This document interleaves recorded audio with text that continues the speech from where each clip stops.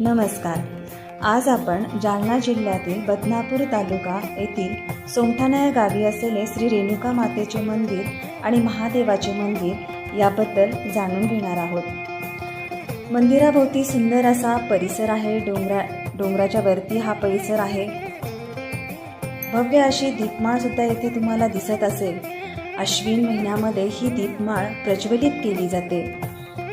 अतिशय मनोहर असं स्वरूप आहे देवीच्या आजूबाजूला.